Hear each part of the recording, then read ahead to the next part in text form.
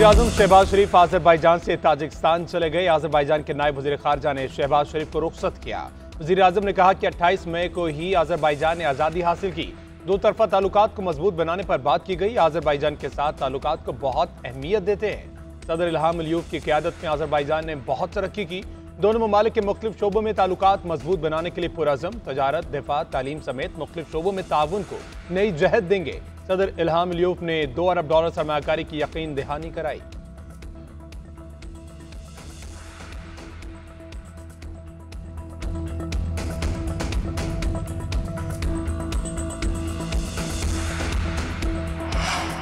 Supreme court में मखसूस नशिस्तों के फैसले पर नजरसानी से मुतल्लिक अपीलों पर समाअत। जस्टिस मुसर्रत हलाली ने रिमार्क दिए, जो जमात इलेक्शन लड़े वही पार्लिमानी पार्टी बनाती है। हामिद रजा अपनी जमात से नहीं लड़े, फिर पार्लिमानी जमात क्यों बनाई? फैसले में 3 दिन को बढ़ाकर 15 दिन करना आइन दोबारा तहरीर करने जैसा था। जस्टिस मोहम्मद अली मजहर ने रिमार्क दिए, क्या जज आइनी स्कोप से बाहर जाकर फैसला दे सकते हैं? अवामी उमंगों और जमहूरियत के लिए ही सही, मगर क्या जज आइन रीराइट कर सकता है? वकील फैसल सदीकी ने कहा, पीटीआई उम्मीदवारों को जानबूझकर हुकूक नहीं दिए गए। जस्टिस जमाल मंदोखेल ने रिमार्क दिए, किसी को जबरदस्ती दूसरी जमात में शमूलियत के लिए मजबूर तो नहीं किया जा सकता। फैसल सदीकी ने कहा कि हमें कोई मसला नहीं, नशिस्तें पीटीआई को मिलें या हमें, एक ही बात है। जस्टिस जमाल मंदोखेल ने रिमार्क दिए, आपके फिल्म तो फिर फ्लॉप हो जाएगी। फैसल सदीकी ने कहा कि फिल्म आपकी मर्जी से फ्लॉप होनी है, आपका फैसला कबूल होगा। समाअत 16 जून तक मुलतवी।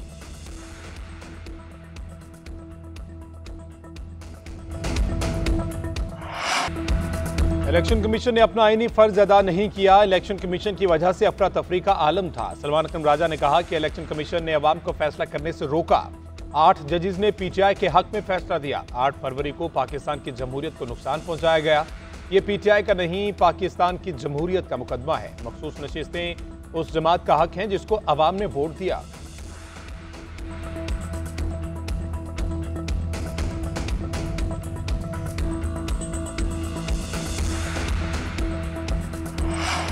बानी पीटीआई बार बार कह चुके, कभी डील की तहत बाहर नहीं आऊंगा। चेयरमैन पीटीआई बैरिस्टर गौहर ने कहा कि जहां तक कुछ लो और कुछ दो की बात है, लोगों ने मिसगाइड किया। तवक्को है हमें सुप्रीम कोर्ट से इंसाफ मिलेगा। चीफ जस्टिस हाई कोर्ट से मिले थे, उम्मीद है 5 तारीख को केस लग जाएगा।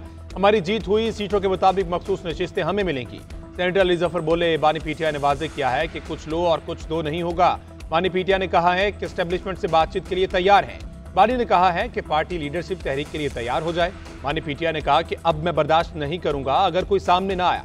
विकेट के दोनों जानिब खेलने की किसी को इजाजत नहीं।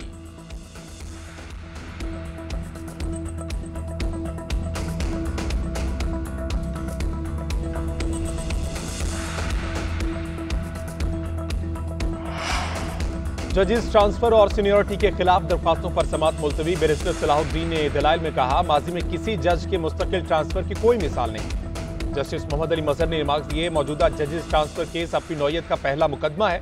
यह फर्स्ट इंप्रेशन का केस है। हमें मुस्तकबिल के लिए इस केस का फैसला करना है। बैरिस्टर सलाहुद्दीन ने कहा कि मुस्तकिल तकर्री सिर्फ जुडिशल कमीशन कर सकता है। जस्टिस मोहम्मद अली मजहर ने रिमार्क दिए, आर्टिकल 175A के तहत नई तकर्री हो सकती है।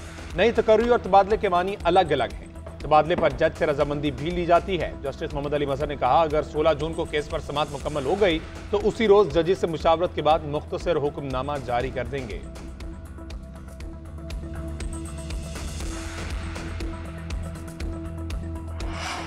IMF तनख्वाहदार तबके को रिलीफ देने, तनख्वाहों और पेंशन में इजाफे पर रजामंद। जराये के मुताबिक IMF ने रिलीफ के एवज बड़े पेंशनर्स पर टैक्स लगाने की शर्त आयद कर दी। हुकूमत को रेवेन्यू नुकसान को पूरा करने के लिए बड़े पेंशनर्स पर टैक्स लगाना होगा। IMF ने मुतालबा किया है कि हुकूमत अखराजात में कमी करे, इजाफी रेवेन्यू इकट्ठा करे ताकि माली गुंजाइश पैदा हो सके। ज़राए वज़ारत ख़जाना के मुताबिक अगर पेंशनर्स पर टैक्स लागू किया गया तो उसका भी शदीद रद्द-ए-अमल आएगा। बजट में तनख्वाहों में 10% इजाफे की तजवीज़ है।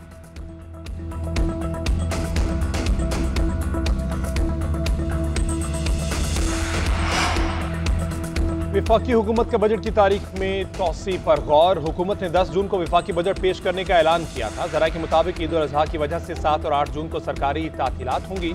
हुकूमत को ईद के तीसरे रोज 9 जून को वर्किंग डे का ऐलान करना पड़ेगा। ईद के तीसरे दिन इक्तिसादी सर्वे जारी करने का शेड्यूल है। कौमी इक्तिसादी कौंसिल का इजलास भी 9 जून को ही होगा। एक ही रोज NEC इजलास और इकनॉमिक सर्वे जारी करना मुमकिन नहीं। NEC इजलास में चारों सूबों गिलगित बल्तिस्तान के वज़राए आला शरीक होंगे।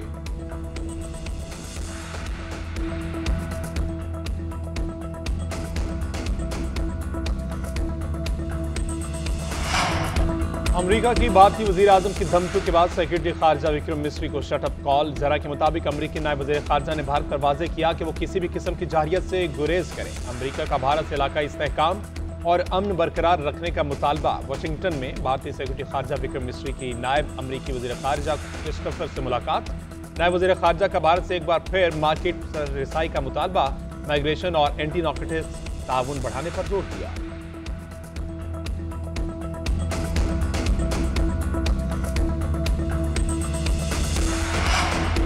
तवक्को है कि अमेरिका पाक भारत तस्फिया तलब मामलात में किरदार जारी रखेगा। जंगबंदी की शराइत में कश्मीर, दहशतगर्दी और सिंध समेत तमाम तस्फिया तलब उमूर पर बातचीत पर आमादगी शामिल थी। अमेरिका में पाकिस्तानी सफीर रिजवान सईद शेख ने अमेरिकी थिंक टैंक्स के अरकान से गुफ्तगू। कहा, पाक भारत जंगबंदी में अमेरिका का किरदार कलीदी है। पाकिस्तान ने मई में अवामी दबाव के बावजूद तहम्मुल का मुजाहरा किया, मगर ऐसा सब्र हमेशा मुमकिन नहीं होगा। मुस्तकबिल में किसी भी जारहियत का जवाब तहम्मुल से नहीं बल्कि भरपूर ताकत से देंगे। मसला कश्मीर के हल में सबसे बड़ी रुकावट भारत है। भारत की जानिब से अमेरिका, कनाडा, दीगर ममालिक में गैर कानूनी दहशतगर्दाना कार्रवाइयाँ और मुबैना हलाकतें आलमी बरादरी की तवज्जो और एहतसाब की मुतकाजी है।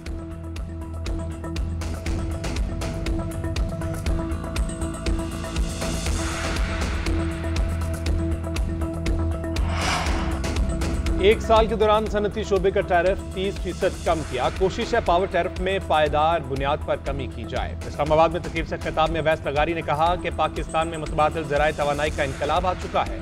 इस्लाहात के जरिए सार्फिन को रिलीफ फराहम करने की कोशिश की है।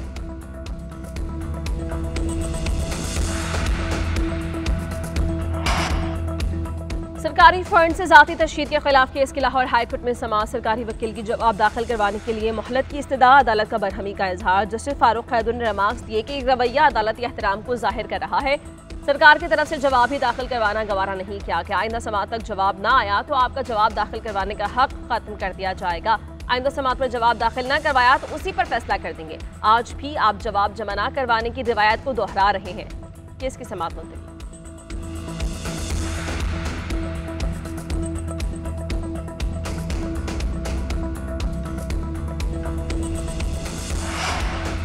बानी PTI का पंजाब में बनाई जाने वाली 4 रुकनी सियासी कमेटी पर तहफ़्फ़ुज़ात का इजहार। बानी PTI ने सियासी कमेटी का नोटिफिकेशन दोबारा जारी करने की हिदायत कर दी। सेनेटर अली जफर और फैसल चौधरी ने बानी PTI के फैसले की तस्दीक कर दी। बानी PTI ने सेनेटर अली जफर के जरिए पार्टी लीडरशिप को पैगाम भिजवा दिया। बानी PTI ने आलिया हमजा को पंजाब में सियासी कमेटी का सरबराह मुकर्रर कर दिया। सियासी कमेटी में सलमान अकरम राजा, उमर अयूब, अहमद खान बुचर और उस्मान अकरम शामिल थे। वानी को पार्टी रहनुमाओं ने आलिया हमजा के ऊपर बनाई जाने वाली कमेटी से आगाह किया था।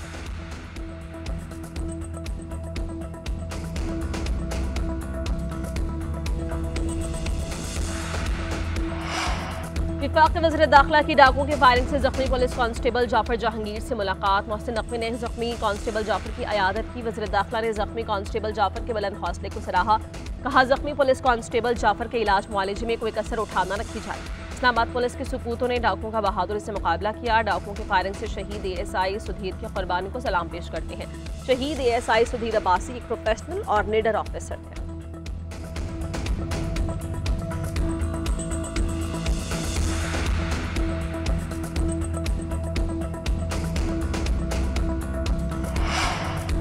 वज़ीर आला पंजाब का सूबे में रोटी के नए निर्ख मुकर्रर करने का हुक्म। कहा, आटा सस्ता होने के बाद नए निर्ख के मुताबिक सस्ती रोटी फराहम की जाए। प्राइस कंट्रोल कमेटी रोटी के साथ चिकन, सब्जी, दालों के निर्ख पे भी कड़ी मॉनिटरिंग करे। मरीम नवाज ने मजीद कहा कि गरीब का बच्चा हफ्ते में एक दिन सस्ता चिकन खा लेता था। चिकन महंगा हुआ तो गरीब हफ्ते में एक दिन भी नहीं खा सकेगा। मुझे ये हरगिज बर्दाश्त नहीं। रोटी के निर्ख तारीख की कम तरीन सतह पर लाएंगे। आटे के निर्ख में कमी का फायदा बराह रास्त गरीब आवाम को पहुँचना चाहिए।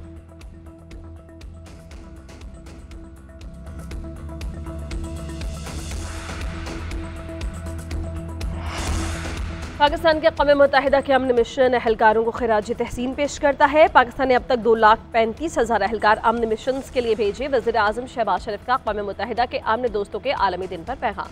कहा, यह दिन न सिर्फ लातादाद कुर्बानियों की याद दहानी का दिन है बल्कि पुरअमन, मुस्तहकम और खुशहाल दुनिया के लिए अमन दोस्तों के अहम किरदार का एतराफ़ है। नायब वज़ीर-ए-आज़म इसहाक डार ने कहा, पाकिस्तान अक़वाम मुत्तहिदा मिलिट्री ऑब्जर्वर ग्रुप का मेज़बान है। मसला कश्मीर का हल अक़वाम मुत्तहिदा के करारदादों के मुताबिक ज़रूरी है। पाकिस्तान अमन मिशन की हिमायत जारी रखेगा।